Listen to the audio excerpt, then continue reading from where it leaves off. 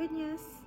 For today, our good news is from Esther chapter 4, verse 14. Who knows if perhaps you were made queen for just such a time as this. Praise the Lord. Pag ipinagwalang bahala mo ang pangyayaring ito, tiyak na may magliligtas din sa mga Hudyo, ngunit ikaw at ang iyong angkan ay malilipol. Anong malay mo? Baka nga napunta ka riyan para maging kasangkapan sa ganitong pagkakataon. Praise the Lord. Hallelujah.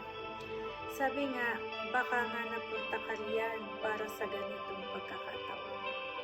Inihahayag lamang nito ang pangunahing kahulugan ng aklat. Ang Diyos ay may bahagi sa mga kaganapan sa daigdig upang iligtas ang kanyang bayan sa kasamaan nito at upang isagawa ang layuning pagtubos alang-alang sa kanila.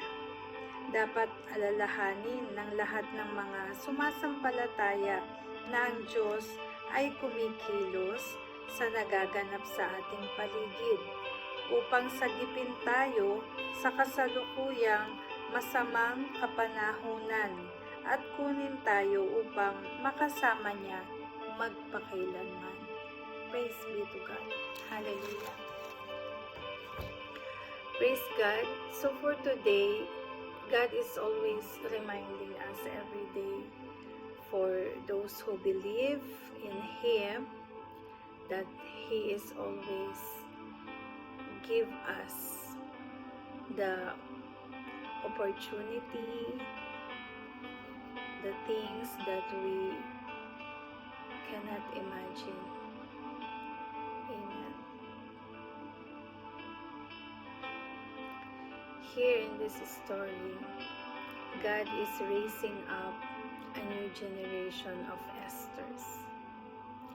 It is not going to happen just because of your talent, your ability, or your background. It is the favor of God. It is His divine purpose. Your part is to honor God, to keep God first place. When you're being your best where you are proving to God that He can trust you. When you're being faithful, determined, developing your skills, and helping others, God will take you higher than you have imagined.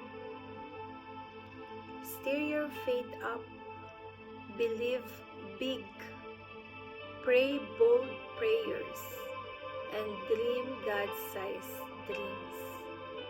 God is going to put you in strategic positions to affect the culture. Praise the Lord. Let's pray. Father, thank you that you are Almighty God and the power of your favor is working in my life.